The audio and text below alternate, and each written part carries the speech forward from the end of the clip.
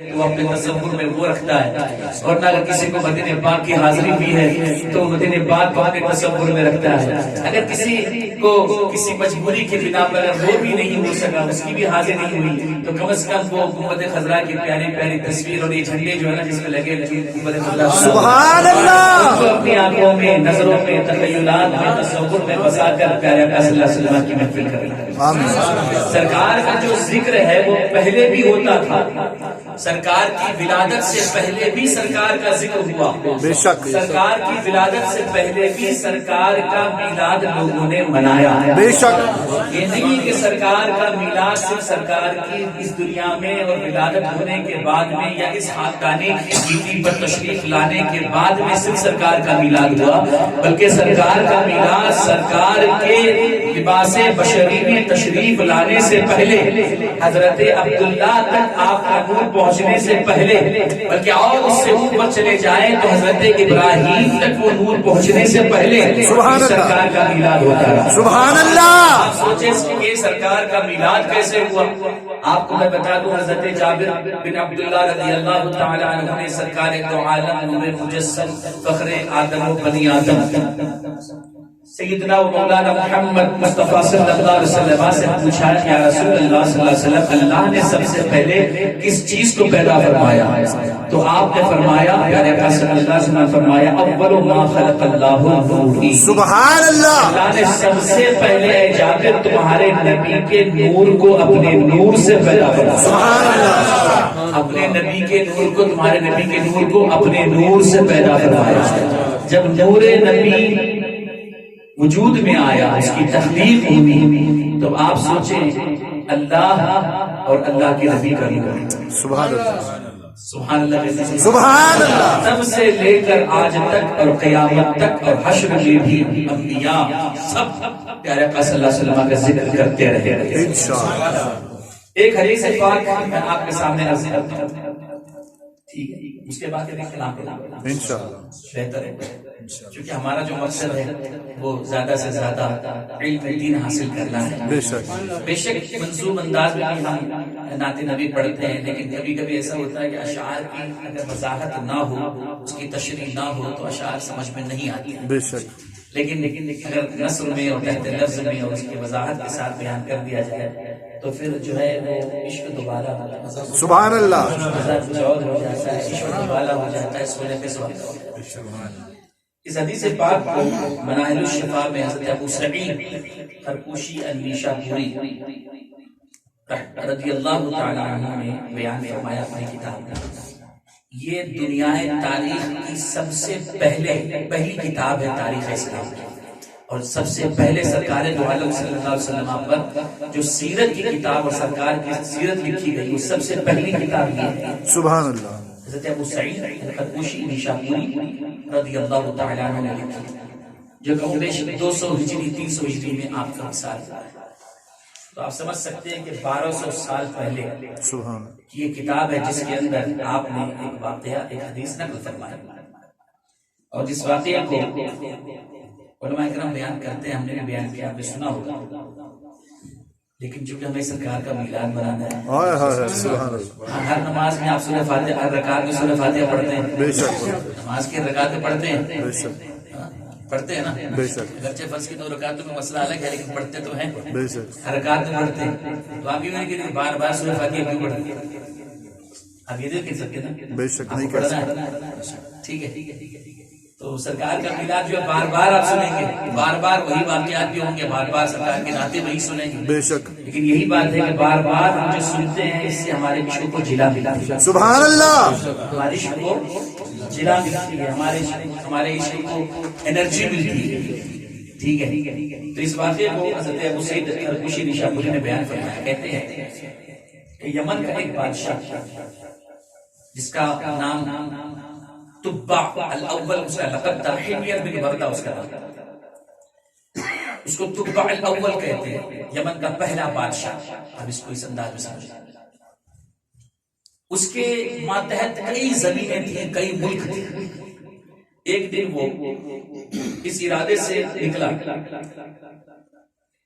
کہ اپنے زمینوں کے میں سیر کروں، اپنے ملک کی میں سیر کروں، اور جس جس جگہ پہ وہ پہنچتا اس ملک کے جو وزیر اعظم ہوتے، اس کے کارندے ہوتے، کام کرنے والے ہوتے یا باشندے ہوتے، وہ شہر سے باہر نکل کر اس کا استقبال کرتے ہیں، اس کو خوشامدید کرتے ہیں، اس کی عزت کرتے ہیں، تعظیم کرتے ہیں، اور گلہائے عقیدت پیش کرتے اپنے اپنے انداز میں۔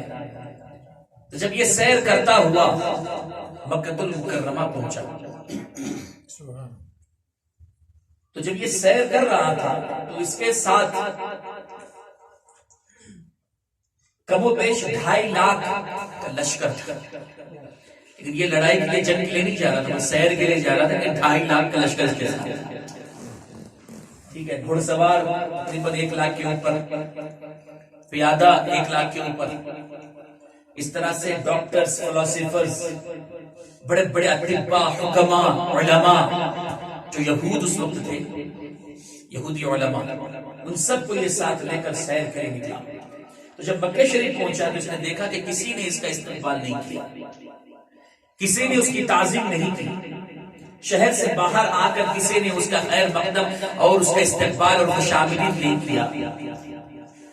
تو اس نے اپنے وزیر عماریسہ سے کہا یہ کیسے لوگ ہیں، یہ کون سی جگہ ہے، جس جس جگہ سے میں گزرا، جس جس ملک سے، جس جس شہر سے میں گزرا، سب لوگوں نے میری تعظیم کی، تکریم کی، مجھے خوش آمدید کہا، میرا استقبال کیا، شایع نشان استقبال کیا، لیکن یہ کیسے لوگ ہیں کہ انہوں نے میرا استقبال تک نہیں کیا، شہر کے باہر تک نہیں نکلے، مجھے ویلکم تک نہیں کیا، خوش آمدید تک نہیں کہا، یہ کون لوگ ہیں؟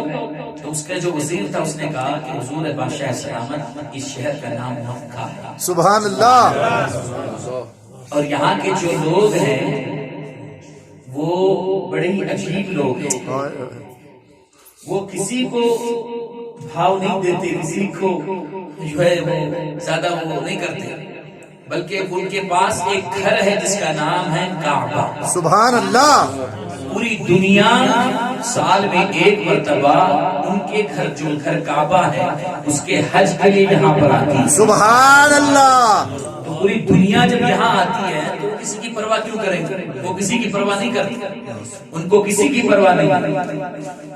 اور ہمارے ساتھ یہ بھی کہا کہ لیکن ایک عجیب بات یہ بھی ہے کہ انہوں نے اس گھر میں، کعبہ میں، جو گھر اللہ کا ہی کہتے ہیں، اس کعبۃ اللہ میں انہوں نے بتوں کو رکھا ہوا ہے۔ اس کو رکھا ہوا ہے، بتوں کو رکھا ہوا ہے۔ تو بہرحال تبا جو تھا وہ بہت ناراض تھا، اس کو تکلیف تو ہوئی کہ ان لوگوں نے میری تعظیم و تقریب نہیں کی، خوش آمدید نہیں کی۔ اور پھر جب یہ پتا چلا تو اس نے کہا کہ میں اس کعبۃ اللہ کو، جسے یہ اللہ کا گھر کہتے ہیں، کعبہ کو میں اسے منہدم کر دوں گا، گراؤں گا۔ اس نے یہ ارادہ کیا، اور جو ہی ارادہ کیا اللہ تبارک و تعالیٰ کا عذاب اس پر نازل ہوا۔ عذاب کس شکل میں نازل ہوا؟ یاد رکھنا، عذاب کی بات کر رہا ہوں، کوئی ضروری نہیں ہے کہ پتھروں کی بارش ہو تبھی عذاب ہوتا ہے، زلزلے آئے، صرف زلزلے آئے تبھی عذاب ہوتا ہے۔ یہ نہیں ہے کہ میڈکوں کا، جیسے پچھلے امتوں پر عذاب ہوا، میڈکوں کا عذاب ہوا، طرح طرح کے عذاب ہوئے، چہرے مسخ کر دیے گئے، کسی کو بندروں کی شکل میں تبدیل کر دیا گیا۔ صرف یہی نہیں ہے، یہ جو تبع الاول پر جو عذاب آیا اس کی کیفیت آپ دیکھیں اور آپ اس کو سمجھیں اور اس سے نصیحت اور درس حاصل کریں۔ عذاب اس شکل میں آیا کہ اس کے ناک سے، کان سے، منہ سے، آنکھوں سے پیپ بہنے لگا، پیپ بہنے لگا، اور اس کی بو اتنی بدبودار تھی، اس کی جو بو تھی اتنی بدبودار، مہک اتنی بدبودار تھی کہ جو لوگ اس کے ساتھ میں تھے انہوں نے بھی اس کا ساتھ چھوڑ دیا۔ اس کا جو خیمہ تھا جہاں پر اس نے پڑاؤ کیا ہوا تھا اس کو خالی کر دیا گیا۔ 4000 کم و بیش علماء، اطباء اور حکماء کی تعداد اس کے ساتھ تھی، سب نے اس کا ساتھ چھوڑ دیا۔ بادشاہ نے کئی حکماء اور اطباء سے پوچھا کہ یہ کیوں ہو رہا ہے، اس کا علاج تو بتاؤ۔ سب نے کہا کہ ہمیں اس کا علاج پتہ نہیں، یہ کوئی بیماری نظر نہیں ہے، لیکن جو یہودی علماء تھے، ان علماء میں سے ایک جو ان کا لیڈر تھا، قائد تھا، اس نے عماریسہ سے آ کر کچھ گفتگو کی. اس نے کہا اگر آپ مجھے بادشاہ سے اکیلے میں تنہا اگر ملنے دیں تو میں کچھ باتیں پوچھنا چاہتا ہوں، اور یہ جو بیماری ہے جو کہہ رہے ہیں اس کا علاج میرے پاس ہے. تو وزیر فوراً بادشاہ کے پاس گیا. بادشاہ نے فوراً جب وہ عالم دین جو اسکالر تھے، عالم دین تھے یہودی کتاب کے، وہ موحد تھے، ٹھیک ہے نا، وہ مشرک نہیں تھے، کافر نہیں تھے، وہ موحد تھے. جب ان کے پاس گئے تو انہوں نے بادشاہ سے پوچھا، اے بادشاہ ایک بات بتاؤ، کیا تم نے اس شہر مکے کے حوالے سے کوئی بری بات کہی ہے یا سوچی ہے یا کوئی برا ارادہ کیا ہے؟ تو بادشاہ نے کہا کہ ہاں یقیناً میں نے کیا ہے. میں نے یہ ارادہ کیا کہ میں اس کعبۃ اللہ کو، جسے یہ اللہ کا گھر کہتے ہیں، اسے میں شہید کروں گا، توڑ دوں، اسے میں گرا منہدم کروں گا، اور یہاں کے جو نوجوان ہیں انہیں میں قتل کر دوں گا، بچوں کو، بوڑھوں کو قیدی بناؤں گا، جوان عورتوں بچوں کو بھی میں اپنے قیدی بناؤں گا. یہ میں نے ارادہ کیا. تو اس عالم دین نے کہا یہ وہی وجہ ہے جس کی وجہ سے یہ کوئی بیماری نہیں ہے، بلکہ یہ اللہ کی طرف سے تم پر عذاب نازل ہوا ہے. بے شک اللہ کی طرف سے تم پر عذاب نازل ہوا ہے. بلا تشبیہ و تمثیل یہاں پر ایک لمحے کے لیے میں رکوں گا، آپ سے پوچھوں گا، ابھی کورونا بھی ختم نہیں ہوا، چاہے اسے جو بھی لوگ نام دیں، مین میڈ کہیں یا وبا کہیں یا بلا کہیں یا بیماری کہیں، لیکن آپ کی لائف تو مزربل ہو گئی. آپ کو مسجدوں سے روک دیا گیا، مسجدیں بند کر دی گئی، اور مسجدیں بند ہونے کے بعد میں بھی لوگوں کا حال کیا تھا وہ آپ جانتے ہیں. جمعے تک پر پابندی لگا دی گئی، عیدین کی نمازیں بھی بہت سے لوگوں نے نہیں پڑھی، طرح طرح کے مشاکل اور مسائل کا سامنا کرنا پڑا. اللہ کی عبادت آپ کو خشوع و خضوع کے ساتھ کرنے کا موقع مسجدوں میں نہیں ملا ابھی تک. آج الحمدللہ تھوڑا کھل گیا ہے، مسجدیں کھل گئی، لیکن کیا مسجدیں کھل گئی، کیا نمازی واپس آ چکے؟ کیا لوگوں نے اس سے عبرت حاصل کیا؟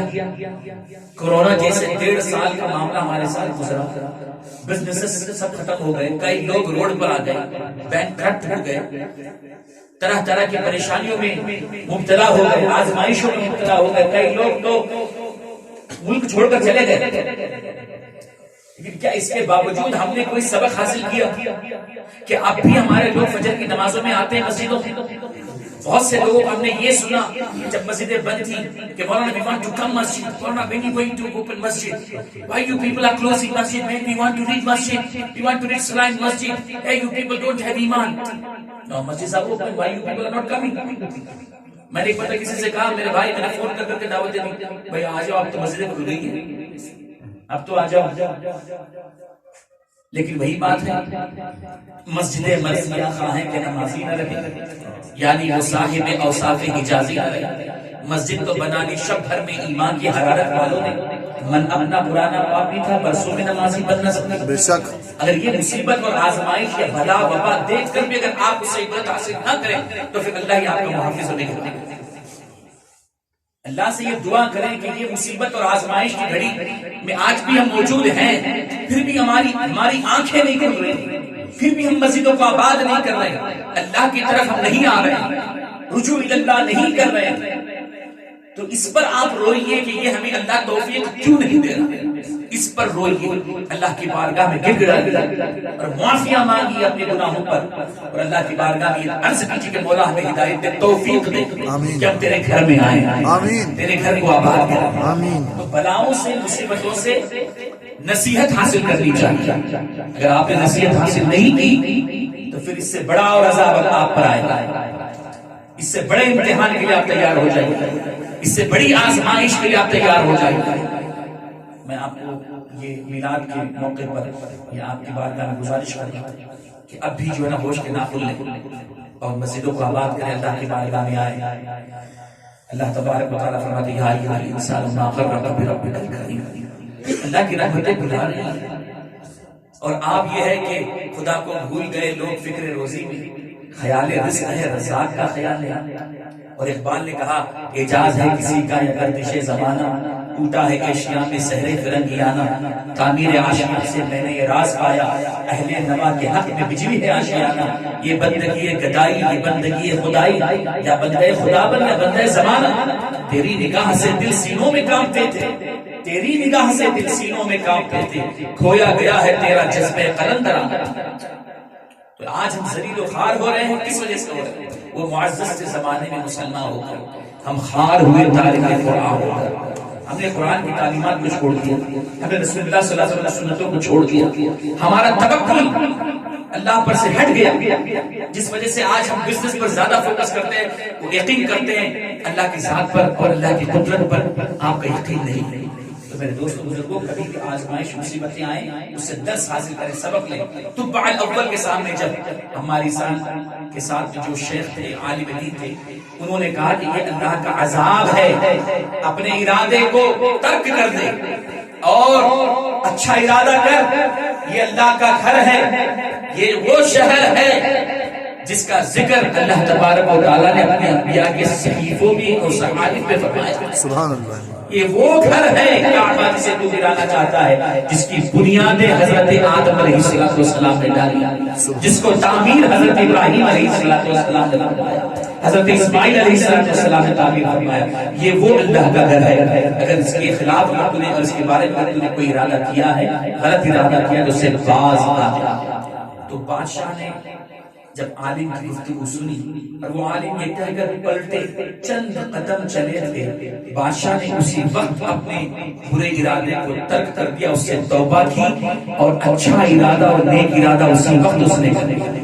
اور جو ہی ارادہ ہوا، سیکنڈوں کی بات ہے، گھنٹوں کی بات نہیں ہے، چند اسٹیپ چلے، ارادہ فوراً ہوا، دل کی کیفیت بدلی، پیپ رک گیا، عذاب ہٹ گیا، اسی وقت ناک کان سب صحیح ہو گئے۔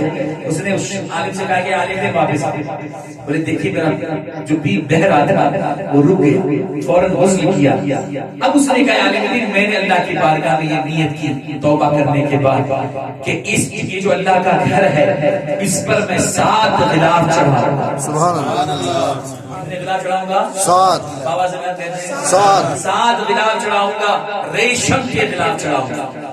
اور تبع حمیر بن وردہ وہ پہلا بادشاہ یمن کا ہے جس نے سب سے پہلے تاریخ اسلام میں کعبۃ اللہ پر غلاف چڑھایا۔ سبحان اللہ۔ اس سے پہلے کعبہ پر غلاف نہیں ہوتا، صرف 4 دیواریاں ہوتی ہیں۔ تبع اول جو ہے یہ پہلا بادشاہ ہے یمن کا جس نے کعبے پر غلاف چڑھایا۔ اس نے ارادہ کیا کہ ریشم کا میں غلاف چڑھاؤں گا اور ریشم کے کپڑے اور دینار و درہم، سونے اور چاندی میں مکے کے باشندوں میں تقسیم کروں گا۔ سبحان اللہ۔ اور اس نے جب طبیعت صحیح ہوئی غلاف کا بنوایا، اچھے سے بنوا کر 7 ریشم کے غلاف کعبۃ اللہ پر چڑھایا، اور مکے والوں میں، بچوں میں، بوڑھوں میں، جوانوں میں سونے اور چاندی تقسیم کی، ریشم کے کپڑے تقسیم کیے، اور اس کے بعد وہاں سے خوشی خوشی آگے بڑھا۔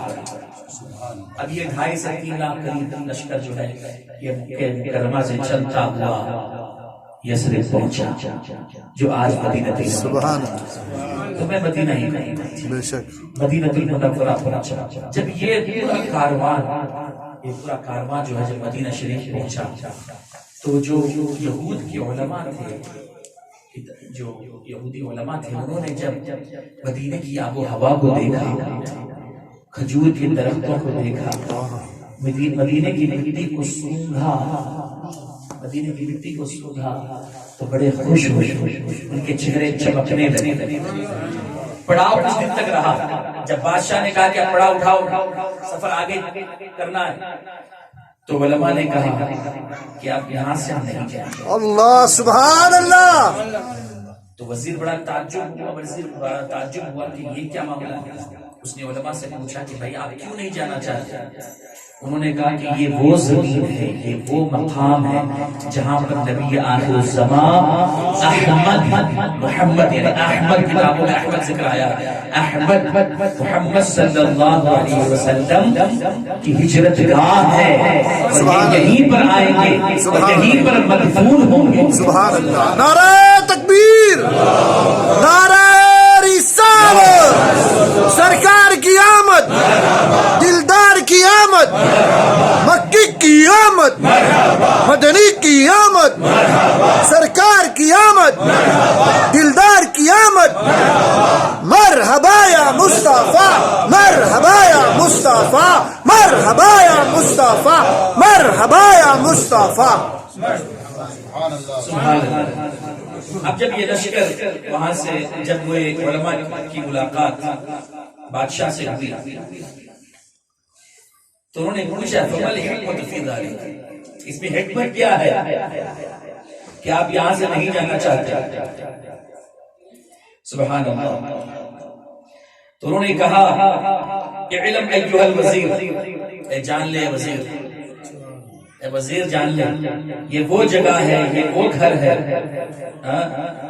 جہاں پر وہ شخص کہتے ہیں شرف الرجل الذي يخرج يقال له محمد امام الحق صاحب القديم والناقة صاحب التاج والهراوة صاحب القرآن والقبلة صاحب اللواء والمنبر صاحب قول لا إله إلا الله مولده بمكة وهجرته إلى هاهنا طوبى لمن أدركه وآمن به وكنا على رجاء ان ندرکه او یدرکه اولادنا او کما قال۔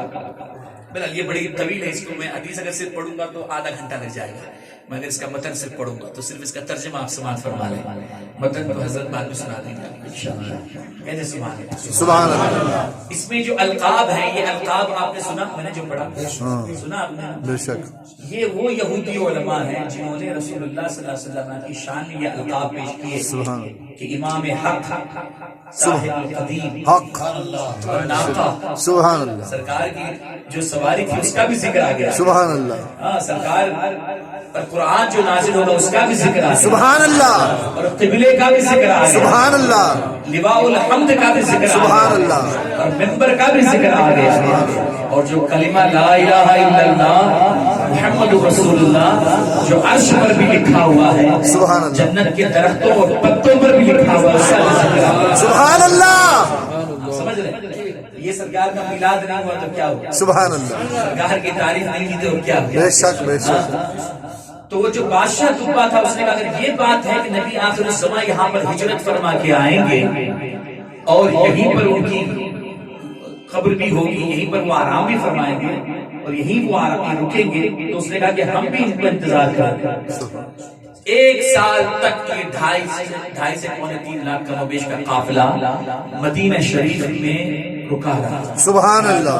ایک سال کے بعد پھر بادشاہ نے کہا ٹھیک ہے اب وقت آ گیا ہے کہ ہم آگے بڑھیں، اس سے زیادہ میں انتظار نہیں کر سکتا، مجھے اور بھی دوسرے کام ہیں، امور مملکت سے پڑھنا ہے۔ تو بہرحال ہم آگے بڑھتے ہیں۔ 400 علماء انہوں نے یہ گزارش کی کہ بادشاہ سلامت ہم یہیں پر رہ کر نبی آخر الزمان جناب محمد رسول اللہ صلی اللہ علیہ وسلم کا انتظار کرنا چاہتے ہیں اور ان سے ملاقات کرنا چاہتے ہیں۔ تو بادشاہ نے اس وقت میں کیا کیا، اس کے پاس جو باندیاں تھیں، عورتیں تھیں، 400 علماء کا نکاح کروایا، سبحان اللہ، 400 گھر تعمیر کروائے، اور وہاں پر یہ 400 یہودی علماء کو سیٹل کیا، اور ایک گھر الگ سے تعمیر کیا، ایک گھر الگ سے تعمیر کروایا، اور وہ گھر اس نے جب تعمیر کروایا تو علماء نے پوچھا کہ بادشاہ یہ کس کے لیے؟ کیا یہ گھر آپ کے لیے؟ تو بادشاہ نے کہا یہ میرے لیے نہیں ہے بلکہ جن کا انتظار تم یہاں کر رہے ہو محمد رسول اللہ کے، یہ گھر کس کے لیے ہے؟ ان کے لیے ہے، ان کے لیے ہے، سبحان اللہ۔ اس کے بعد میں تبا نے کیا کیا، ایک خط لکھا نبی آخر الزمان صلی اللہ علیہ وسلم کے نام، اور اس کے بعد میں وہ لکھتا ہے، خط کے چند الفاظ میں پڑھتا ہوں، آپ کا لطف دوبالا ہو جائے. سبحان اللہ. اگرچہ سمجھ میں نہ بھی آئے نا، وہ خط ہی سن لیں، وہ الفاظ ہی سن لیں. سبحان اللہ. جو 1000 سال پہلے رسول اللہ کی ولادت سے 1000 سال پہلے تبع الاول حلیہ بن بردہ لکھ رہا ہے. اور وہ گھر رسول اللہ صلی اللہ علیہ وسلم کے جو نام کیا، بنا تعمیر کیا، وہ سرکار دو عالم صلی اللہ علیہ وسلم کی بارگاہ میں وہ خط لکھ کر وہ تحفہ سرکار کی بارگاہ میں پیش کر رہا ہے. سبحان اللہ. تو وہ کہتا ہے اما بعد یا محمد صلی اللہ علیہ وسلم. وہ کہتا ہے صلی اللہ علیہ وسلم. وہ کہتا ہے صلی اللہ علیہ علیکا، یعنی علیک لوگتے تو علیک علیکا، کہ آپ پر اللہ کا درود ہو. سبحان اللہ. سبحان یہ خط لکھ رہا ہے نا، تو سرکار پڑھیں گے. سبحان اللہ. 1000 سال پہلے صلی اللہ علیہ تو سرکار تک یہ خط پہنچے گا. اس کے بعد میں کہتے ہیں، لکھتے ہیں انی آمنت بک و بکتابک الذی انزل اللہ علیک، الذی انزل اللہ علیک وانا علی دینک و سنتک سبحان اللہ. وآمنت بربک ورب کل شیء. وہ کہتے ہیں، لکھتے ہیں کہ اے محمد صلی اللہ علیہ وسلم، میں آپ پر ایمان لاتا ہوں. سبحان اللہ. اور نہ کہ صرف آپ پر ایمان لاتا ہوں، بلکہ اس کتاب پر بھی ایمان لاتا ہوں جس کو اللہ نے آپ پر نازل فرمایا. سبحان اللہ. ابھی نازل ہوئی نہیں، ابھی نازل ہوئی نہیں، بے شک سرکار کی ولادت میں نہیں، بے شک بے شک. لیکن اس کو کیسے پتا تھا؟ اس کو کیسے پتا تھا کہ یہ سرکار دو عالم صلی اللہ علیہ وسلم پر یہ قرآن نازل ہوگا، کتاب نازل ہوگی؟ کیسے پتا تھا؟ کیونکہ توریت، انجیل اور زبور میں، پرانی کتابوں میں، آسمانی کتابوں میں، صحائف میں ان سب کا ذکر موجود تھا. سبحان اللہ. سرکار کا ذکر موجود تھا. وہ تو اس طرح سے موجود تھا، یعرفون ابناءہم، یعرفون کما یعرفون ابناءہم. یہود تو رسول اللہ کو اس طرح سے پہچانتے تھے جیسے کوئی ماں باپ اپنے بچوں کو پہچانتا ہے. سبحان اللہ. آپ سمجھ رہے ہیں؟ اتنی نشانیاں بتائی گئی. تو وہ کہتا ہے کہ میں اس کتاب پر بھی ایمان لاتا ہوں جو آپ پر نازل ہوئی، وانا علی دینک و سنتک، اور میں آپ کے دین پر ہوں اور آپ کے طریقے پر ہوں. سبحان اللہ. 1000 سال پہلے. پھر آگے کہتا ہے کہ میں آپ کے رب پر اور اس رب پر میں ایمان لاتا ہوں جو تمام کائنات کا رب ہے. سبحان اللہ. ہر چیز کا رب ہے. سبحان اللہ. اور آگے کہتا ہے، لکھتا ہے، پورا میں نہیں پڑھوں گا لیکن کہتا ہے فَإِنْ أَدْرَكْتُكَ فَبِهَا وَنَعِمَتْ وَإِنْ لَمْ أَدْرَكْ فَاشْفَعْ لِي يَوْمَ الْقِيَامَةِ وَلَا تَنْسَنِي فَإِنِّي مِنْ أُمَّتِكَ الْأَوَّلِينَ. آگے لکھ رہا ہے، تو آگے لکھ رہا ہے کہ اگر میں آپ کو پا گیا، یعنی آپ سے میری ملاقات ہو گئی تو سبحان اللہ. کیا سبحان اللہ. لیکن اگر نہیں ملاقات ہوئی، میں اگر آپ کو نہیں پاؤں، آپ سے ملاقات نہ ہو سکے، تو وہ کہتا ہے فَاشْفَعْ لِي يَوْمَ الْقِيَامَةِ، کہ قیامت کے دن میری شفاعت کرنا. سبحان اللہ. پھر یہ کہتا ہے کہ انا من امتک الاولین، اے محمد صلی اللہ علیہ وسلم، میں آپ کی پہلی امت میں سے ہوں سبحان اللہ. جو آپ پر ایمان لے کر آئے. سبحان اللہ. میں آپ پر ایمان لاتا ہوں، آپ کی کتاب پر ایمان لاتا ہوں، آپ کے رب پر ایمان لاتا ہوں، اور اس رب پر ایمان لاتا ہوں جو ہر چیز کا رب ہے. سبحان اللہ. اور میں آپ کی بارگاہ میں یہ گزارش کر رہا ہوں کہ اگر آپ سے میری ملاقات نہ ہو تو قیامت کے دن آپ کی امتی کو بھول نہ جانا، بلکہ قیامت کے دن میری شفاعت کرنا. میں آپ کی پہلی امت میں سے ہوں. کہتے ہیں وَلَا تَنْسَنِي، مجھے بھولنا نہیں یا رسول اللہ، اے محمد صلی اللہ علیہ وسلم، مجھے نہ بھولیے گا. انا من اول امتک الاولین، میں آپ کی پہلی امت میں سے ہوں. اور اس کے بعد میں اس نے جو ہے عنوان جو پتا ہوتا ہے نا، اس نے کیا لکھا؟ یہ ہوتا ہے نا فرام ٹو، من الا ہوتا ہے، سے تک. تو اس میں کہتا ہے، اس میں لکھتا ہے الی محمد بن عبد اللہ خاتم النبیین، سبحان اللہ.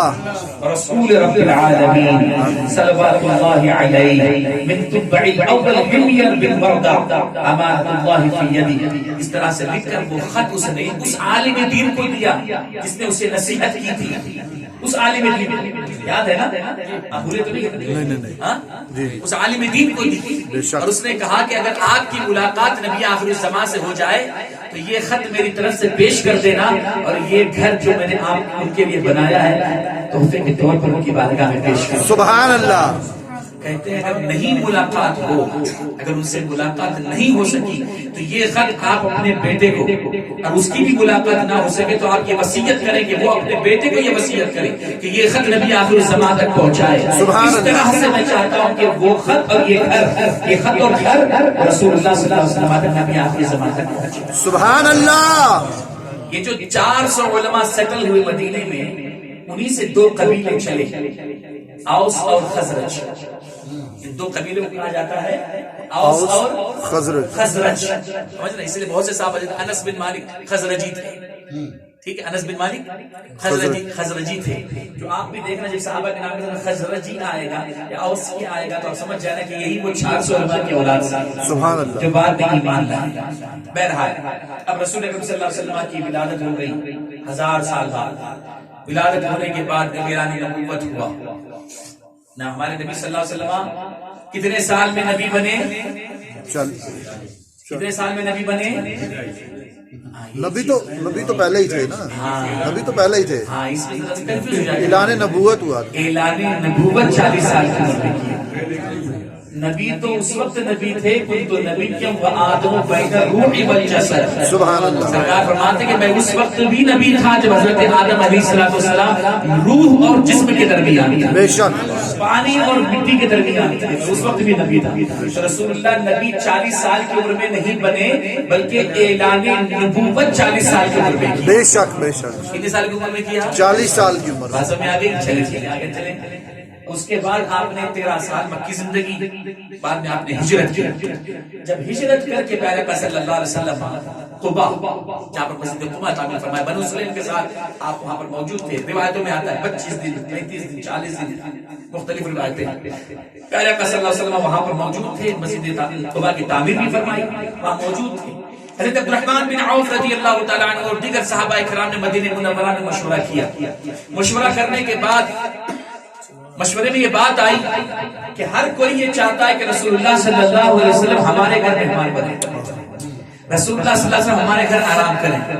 مدینے والے ہر مدینے والے کی یہ خواہش تھی ہر انصاری کی خواہش تھی کہ رسول اللہ صلی اللہ علیہ وسلم ہمارے گھر تشریف لائیں. صحابہ میں سے جو اس وقت بڑے صحابہ تھے عبدالرحمن بن عوف وغیرہ انہوں نے کہا رسول اللہ صلی اللہ علیہ وسلم کو کسی کے یہاں جانے کی ضرورت نہیں ہے کیونکہ رسول اللہ کا مکان خود یہاں پر موجود. سبحان اللہ. تو وہ جو خط جو لکھا تھا اور اس عالم دین کو دیا تھا انہی کی اولاد سے حضرت ابو ایوب الانصاری. سبحان اللہ. جو اس گھر کے کیئر ٹیکر تھے. وہ گھر آپ کی نگرانی میں تھا. وہ خط آپ کے پاس موجود تھا. اور حضرت عبدالرحمن بن عوف حضرت ابو ایوب الانصاری رضی اللہ عنہما اور دیگر صحابہ کرام کے مشورے پر ایک شخص جس کا نام ابو لیلہ تھا اس کو بلایا گیا جو مسلمان نہیں تھا مدینے کا باشندہ تھا. اس کو یہ خط دیا اور اس کے بعد انہوں نے کہا کہ رسول اللہ صلی اللہ علیہ وسلم مسجد قباء کے مقام پر بنو سلیم میں آرام فرما رہے ہیں وہاں پر رکے ہوئے. آپ یہ خط لے جا کر ان تک پہنچا. اب یہ ابو لیلہ جو نامی شخص تھا نہ اس نے کبھی رسول اللہ کو دیکھا نہ رسول اللہ نے کبھی ابو لیلہ سے ملاقات کی. ابو لیلہ اب یہ خط لے کر بنو سلیم قباء مسجد قباء کے مقام پر پہنچا تو وہ دیکھ رہا تھا کہ رسول اللہ محمد صلی اللہ علیہ وسلم کون ہے اللہ کے نبی کون ہے. ابھی اس کی نظریں ادھر ادھر ہو ہی رہی تھی. رسول اللہ صلی اللہ علیہ وسلم صحابہ کے ساتھ بیٹھے ہوئے تھے. آپ ایسے پیچھے تھے نہیں تو محفل بیٹھے ہوئے تو کچھ نظر نہیں آ رہا. تھوڑا ایسا ہٹ کر دیکھا اور آپ نے دیکھ کر فرمایا یا ابا لیلہ اے ابو لیلہ. تو چونک گیا. ابو لیلہ چونک گئے اور انہوں نے کہا کس نے مجھے آواز دی؟ فرمایا کہ میں ادھر. ابو لیلہ سرکار کے پاس آئے. سرکار کے پاس آئے. ابو لیلہ نے کہا کہ ہم سے پہلے ملاقات ہماری ہوئی. فرمایا کہ نہ میں نے بھی کبھی آپ کو نہیں دیکھا آپ نے بھی مجھے نہیں دیکھا. تو پھر آپ نے میرا نام کیسے پکارا؟ آپ کو میرا نام کیسے پتا چلا؟ سرکار فرماتے ابو لیلہ نہ کہ مجھے یہ پتا ہے کہ تیرا نام کیا ہے بلکہ میں یہ بھی جانتا ہوں کہ تو کیا لے کر آیا. سبحان اللہ. سبحان اللہ. نعرہ تکبیر. نعرہ رسالت. سرکار کی آمد. دلدار کی آمد. مکی کی آمد. مدنی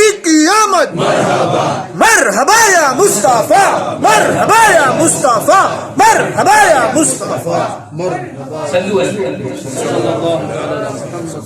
सरकार फरमाया कि अबू लैला मुझे ये भी पता है कि मेरे पास फिर आपने वो खत लिया रिवायतों के मुताबिक हजरत मौला कायनात मौला अली मुश्किल कुशा शेर खुदा सैयदना अली रजी अल्लाह तआला को आपने वो खत दिया फरमाया कि अली पढ़ो आवाज से बुलंद पढ़ो सुभान अल्लाह सबको स्टाइल है हजरत मौला कायनात यही खत यही अल्फाज वाले सबके सामने पढ़े और जब ये खत आपने सरकार सल्लल्लाहु अलैहि वसल्लम ने समाअत फरमाया अल्लाहु अकबर तो प्यारे आका सल्लल्लाहु तआला अलैहि वसल्लम ने खुश होकर आपने जो अल्फाज इस्तेमाल फरमाए वो भी मैं आपके सामने अर्ज कर देता हूं। सुभान अल्लाह। आपने खुश होकर जब खत पढ़ा तोहफा आपने कबूल फरमाया और उसके बाद में आपने फरमाया मरहबा मरहबा मरहबा 3 मरतबा आपने तुब्बा का नाम लेकर आपने मरहबा फरमाया और प्यारे आका सल्लल्लाहु तआला अलैहि वसल्लम को बड़ी खुशी हासिल हुई। प्यारे आका सल्लल्लाहु तआला अलैहि वसल्लम बहुत खुश हुए और आपने सुकून फरमाया। वाकया काफी तवील है। आपने फरमाया मरहबा बिल अखी सालिह मरहबा बिल अखी सालिह 3 मरतबा आपने फरमाया और उसके बाद जब प्यारे आका सल्लल्लाहु तआला अलैहि वसल्लम का काफिला जब मस्जिद मदीना शरीफ में दाखिल हुआ तो सबको पता है कि फलाल बदर अलैना की सदाएं बुलंद हुई और प्यारे आका सल्लल्लाहु अलैहि वसल्लम ने फरमाया कि मेरी ऊँटनी को छोड़ दो। आपने उसकी नकील छोड़ दी और ऊँटनी आप तवज्जो चाहूंगा आपकी आप तवज्जो रखिए ऊँटनी सरकार ने फरमाया कि मेरी ऊँटनी को पता है मामूर है वो जानती है कि उसे कहाँ जाना है। सुभान अल्लाह। मेरी ऊँटनी को इल्म है कि कहाँ जाना है और वो ऊँटनी भी अल्लाह के हुक्म से हजरत अबू अय्यूब अल-अंसारी जिस घर के केयरटेकर थे जो घर तुब्बा ने प्यारे आका सल्लल्लाहु अलैहि वसल्लम के लिए तामीर फरमाया था ऊँटनी बिल्कुल उस घर के सामने जाकर सुभान अल्लाह।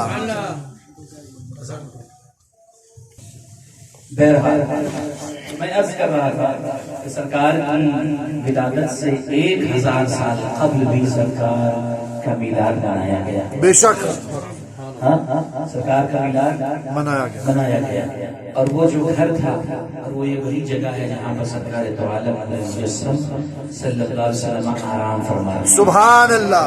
वही हुजरे आयशा हुआ वही पर आज सरकार की आराम गाह है। सुभान अल्लाह। जिसको तुब्बाल अव्वल में मुसलीम घर बनाकर जो सरकार की बारगाह पेश किया था।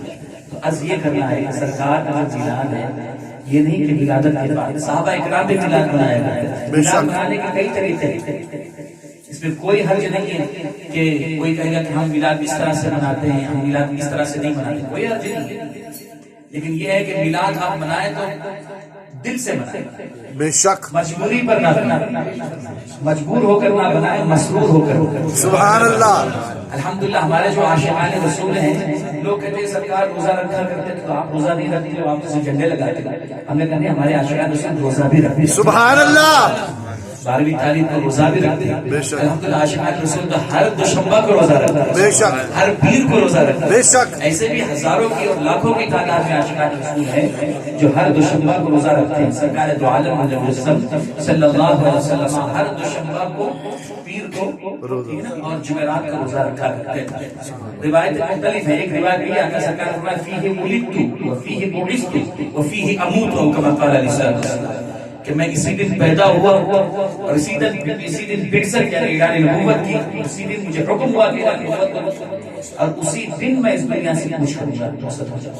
एक रिवायत ये भी फरमाया कि हर पीर को और जुमेरात को अल्लाह की बारगाह में नामे आमाल बंदों के पेश होते हैं।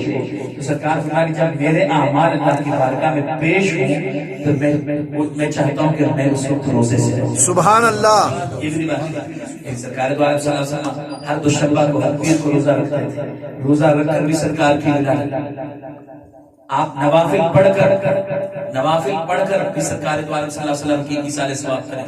आप सरकार का मिलाद करें लेकिन नवाफिल उस वक्त आप पढ़ेंगे जब आप फर्ज पढ़ रहे हैं। फर्जी अगर आपका जिम्मे पर होगा नवाफिल तो आप नहीं पढ़ सकते।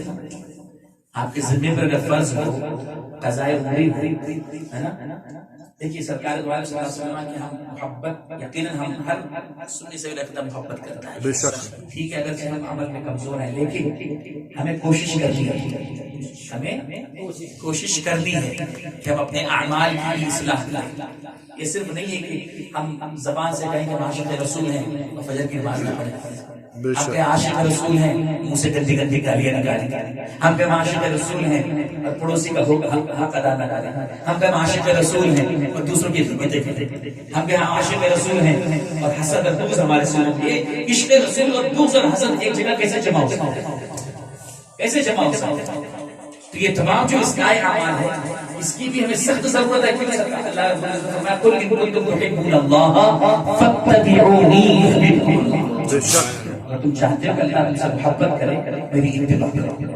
اللہ کے رسول صلی اللہ علیہ وسلم کی اتباع پہلے سنتوں پر عمل فرض واجب اور اس کے جو سنتیں ہیں اس کے جو درجہ بدرجہ اس پر عمل کرنا ضروری ہے.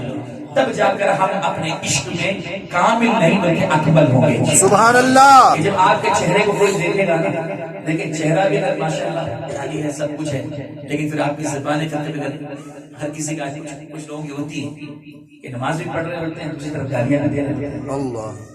بغیر گالی کا جملہ نہیں ہوتا پورا ہوتا. تو اس کا مطلب یہ ہے کہ آپ ریکٹیفائی کریں, تجزیہ کریں کہ آپ کی نمازیں قبول ہو رہی ہیں نہیں ہو رہی ہیں, کہ آپ کی نمازیں صحیح ہو رہی ہیں نہیں ہو رہی ہیں, آپ نماز صحیح طرح سے ادا کر رہے ہیں. اگر آپ نماز پڑھ رہے ہیں تو صلاۃ پڑھنا نہیں. نماز جو ہے بے حیائی اور بری باتوں سے روکتی ہے تو اس پر بھی آپ توجہ دیں گے. تو دوستو میرے بزرگو, اللہ کے رسول صلی اللہ علیہ وسلم کی جو میلاد ہے, جو سرکار کی ولادت کا جو ہم جشن مناتے ہیں, یہ جشن ہم اپنے انداز میں جشن کہتے ہیں. ولادت کا ذکر, چرچا, میلاد یہ انبیاء کرام علیہ السلام نے بھی منایا. اس لیے سرکار دو عالم صلی اللہ علیہ وسلم نے فرمایا کہ میں اپنے باپ میرے باپ ابراہیم علیہ السلام کی دعا سبحان اللہ. فرمایا کہ میں حضرت عیسیٰ علیہ السلام کی بشارت ہوں. سبحان اللہ.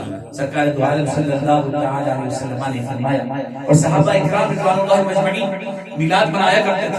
سرکار دو عالم صلی اللہ علیہ وسلم پر جو اللہ تبارک و تعالیٰ نے جو انعامات و اکرامات کی بارشیں برسائی ہیں اس کا چرچا کیا کرتے ہیں. سبحان. سرکار کا ذکر کیا کرتے ہیں. سبحان. سرکار کے خصائص, سرکار کے شمائل, سرکار کے جو اوصاف حمیدہ ہیں, سرکار کی ولادت کا تذکرہ, سرکار کی جو کبھی کبھی تو صحابہ اکرام سرکار کی گفتگو کا انداز بھی بیان کیا کرتے ہیں. سرکار کو صلی اللہ علیہ وسلم اس طرح سے مسکرایا کرتے ہیں. صحابہ اکرام سرکار کی طرح مسکرانے کی کوشش بھی کیا کرتے ہیں. یعنی ہر کوئی چیز صحابہ اکرام نے آبزرو کیا کرتے ہیں. رسول اکرم صلی اللہ علیہ وسلم ایسا آبزرویشن تھا کہ وہ اپنے والدین کے بارے میں ایسا آبزرویشن نہیں کیا کرتے تھے جس طرح سے رسول اللہ کی.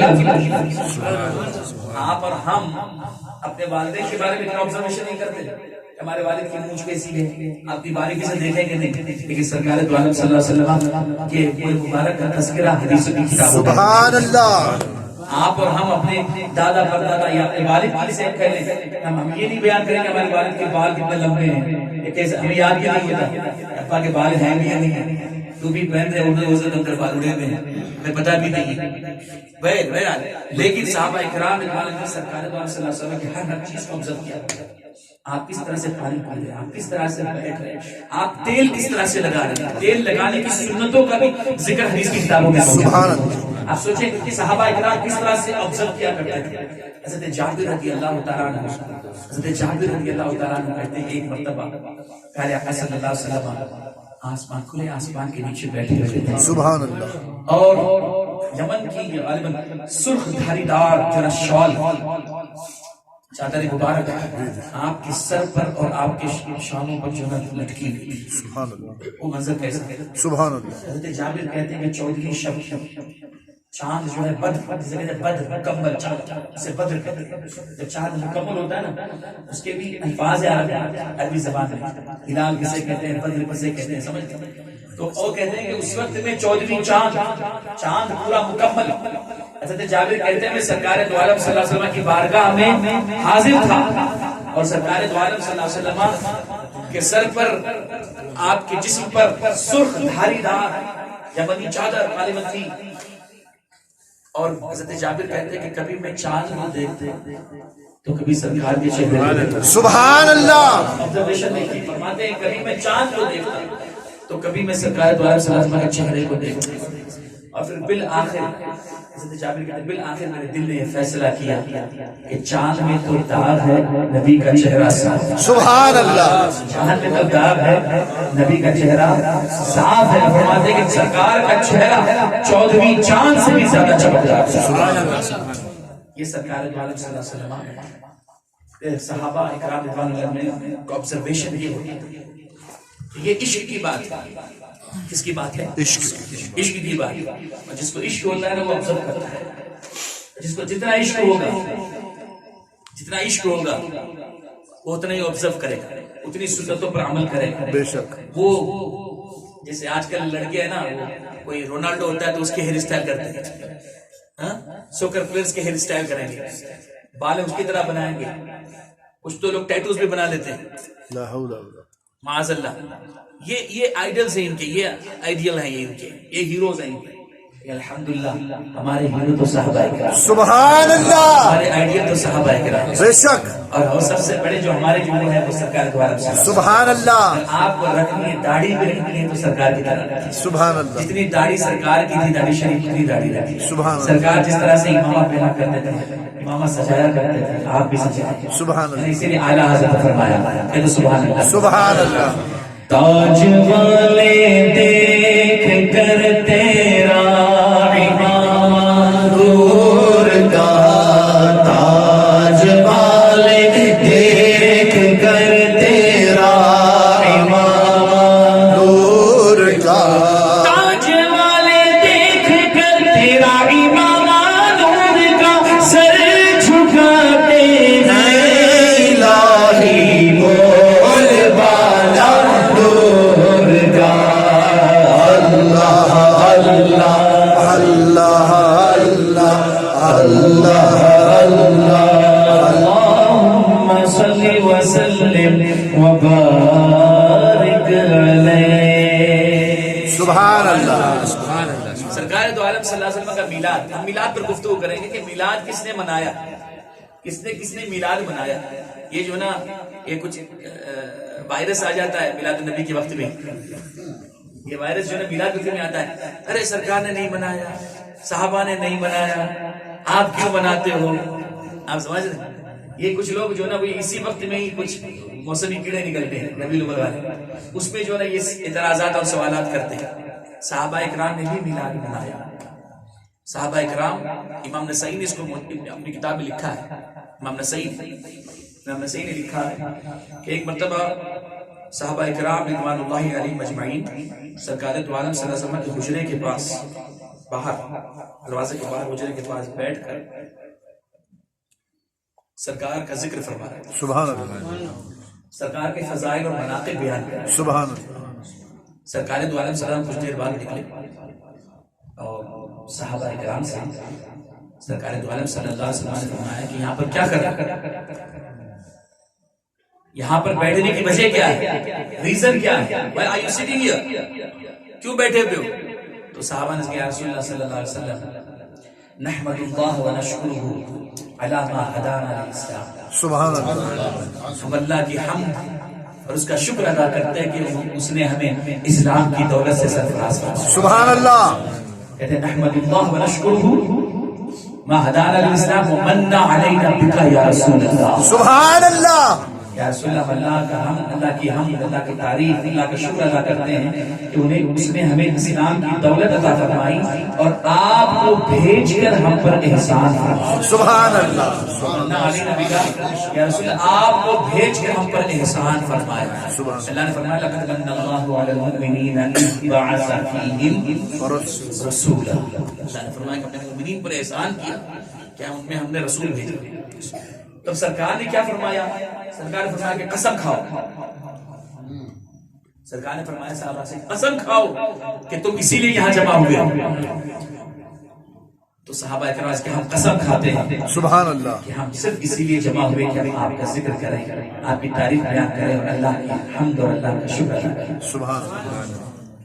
تو کچھ دیر بعد سرکار جو ہے صلی اللہ علیہ وسلم تھوڑی چند لمحوں میں سرکار فرمایا کہ میرے صحابہ یہ نہ سمجھنا کہ میں نے تمہاری بات پر یقین نہیں کیا اور میں نے تم سے قسم کھانے کے لیے کہا. فرمایا کہ نہ، بس تم یہاں ذکر کر رہے تھے، میں اندر آرام کر رہا تھا. حضرت جبریل تشریف لائے. سبحان اللہ. سیدنا جبریل تشریف لائے اور سیدنا جبریل تشریف لانے کے بعد نے مجھ سے کہا یا رسول اللہ صلی اللہ علیہ وسلم، آپ کے صحابہ آپ کے دروازے کے باہر بیٹھ کر جو ذکر کر رہے ہیں اس ذکر پر فرشتے بھی رشک کر رہے ہیں. سبحان اللہ. اس ذکر پر فرشتے بھی رشک کر رہے ہیں. جو مجھے جبریل نے یہ اطلاع دی تو میں باہر آیا، میں باہر آ کر دیکھا. اس لیے میں نے تم سے کہا کہ قسم کھاؤ، یہ نہیں کہ مجھے پتا نہیں، مجھے اللہ نے بتا دیا. سبحان مجھے جبریل اطلاع دی. سبحان اللہ. یہ صحابہ سرکار کا ذکر نہیں کرتے. اچھا صحابہ کرام بیٹھ کر ذکر کرتے تھے. کبھی کبھی ان سے کچھ الفاظ ایسے لہجہ میں کہو الفاظ لہجہ کبھی ایسا ہوتا. سرکار نے کئی مرتبہ ٹوک بھی دیا، سمجھے زیادہ نہیں دوسرے یعنی میری تعریف میں یہ نہ کہ دوسرے انبیاء کی تم تنقید کرو، ایسا نہیں ہونا چاہیے. یعنی رسول اکرم صلی اللہ علیہ وسلم کی جب ہم تعریف بیان کرتے ہیں تو کسی نبی کی تنقید نہیں ہونی چاہیے. ہر نبی وہ نبی ہے، ان کا مقام بلند و اعلیٰ ہے، وہ معصوم ہے، ان کی شان کی گستاخی نہیں کر سکتے. لیکن لہجہ ایسا ہونا چاہیے. کبھی کبھی لہجہ بہت فرق پڑ جاتا ہے نا، لہجے کا بہت فرق پڑتا ہے. تو سرکار دو عالم صلی اللہ علیہ وسلم نے ایک مرتبہ ایسے صحابہ کرام بیٹھ کر انبیاء کا ذکر کر رہے تھے. حضرت موسیٰ کلیم اللہ ہے، حضرت عیسیٰ روح اللہ ہے، ابراہیم خلیل اللہ ہے، موسیٰ کلیم اللہ ہے، اسماعیل ذبیح اللہ ہے، نوح نجی اللہ ہے. سرکار تشریف لائے.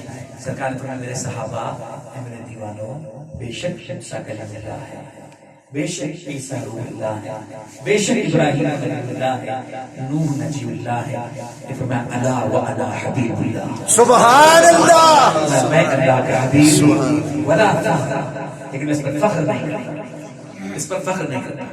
فرمایا کہ میں اللہ کا حبیب ہوں. موسیٰ کلیم اللہ ہے، عیسیٰ روح اللہ ہے، ابراہیم خلیل اللہ ہے، نوح نجی اللہ ہے، آدم صفی اللہ ہے، لیکن میں اللہ کا حبیب ہوں، اس پر فخر نہیں کرتا. پھر سرکار فرمایا انا اول شافع و اول مشفع، اور میں وہ ہوں جو سب سے پہلے میدان محشر میں شفاعت کبریٰ یعنی شفاعت کا دروازہ کھولوں گا اور میری شفاعت اللہ تبارک و تعالیٰ قبول فرمائے. سبحان اللہ. فرمایا پھر بھی بلا فخر. فرمایا میں وہ ہوں جو سب سے پہلے اپنے قبر سے نکل، سب سے پہلے میں اپنے قبر سے نکل. سبحان اللہ. فرمایا میں اس پر فخر نہیں. فرمایا میں وہ ہوں جس کے جھنڈے تلے لواء الحمد کے تلے آدم صفی اللہ بھی ہوں، ابراہیم خلیل اللہ بھی ہوں، نوح نجی اللہ بھی ہوں، اسماعیل ذبیح اللہ بھی ہوں، موسیٰ کلیم اللہ بھی ہوں گے، عیسیٰ روح اللہ بھی ہوں گے. میں وہ ہوں جس کے جھنڈے تلے ہر نبی. سبحان اللہ. اس لیے اعلیٰ فرمایا سبحان اللہ. سبحان اللہ. سبحان اعلیٰ حضرت کی جو شاعری ہے نا، نعت ہے نا، بے شک. اعلیٰ حضرت کی نعت و شاعری ایسی ہے کہ ہم آنکھ بند کر کے پڑھ سکتے ہیں. سبحان اللہ. بے شک. بے شک. بزرگوں کے میں صرف اعلیٰ نہیں، صرف اعلیٰ نہیں، جو بزرگان دین علماء ہیں، جو علماء پائے کے علماء ہیں، بڑے بڑے علماء ہیں، ان کی شاعری میں یہ ہوتی ہے. اور اعلیٰ تو اس صدی کے جو ہے نا مجدد ہے. بے شک. تو امام کلام اللہ بے شک. ان کا حصہ ہے اور یہ ہر کوئی مانتا ہے، ان سے محبت کرتا ہے. بے شک. نقشبندی ہو، چشتی ہو، سہروردی ہو، قادری ہو، رفاعی ہو، شاذلی ہو، ہر کوئی اعلیٰ حضرت سے محبت ہے. بے شک. ہر کسی کو اعلیٰ حضرت سے محبت ہے. تو اعلیٰ حضرت فرماتے ہیں وہ جہنم میں گیا جو ان سے مستغنی ہوا ہے، خلیل اللہ کو حاجت رسول اللہ ہے، خلیل اللہ کو حاجت رسول اللہ کی. سورج اٹھتے پاؤں پلتے، چاند اشارے سے ہو چار، کندھے نچتی دیکھ لے قدرت رسول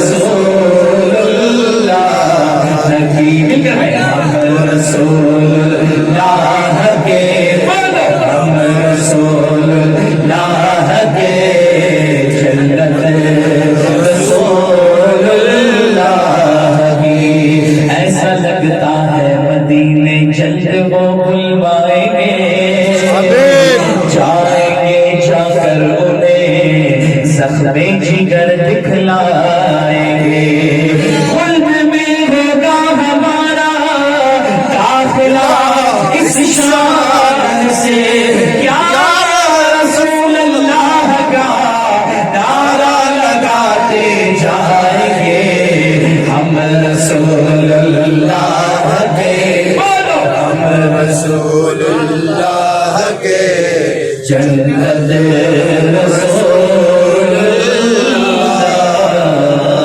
کی۔ سبحان اللہ، سنا پڑھا گیا کہا گیا، اس پہ کسی قسم کی شرعی غلطی سننے میں کہنے میں ہوئی تو اللہ تعالیٰ مجھے معاف فرمائے، ہم سب کی حاضریاں قبول فرمائے، اس محفل کو ہمارے لیے باعث نجات و مغفرت بنائے، میدان محشر میں کسی طرح سے ہم سرکار کی نعت پڑھتے ہوئے اس طرح سے اٹھے جس طرح سے امام نے فرمایا، صبا وہ چلے کہ باغ بھلے، وہ پھول کھلے کہ دن ہو بھلے، لوا کے تھلے تلے سنا میں تلے،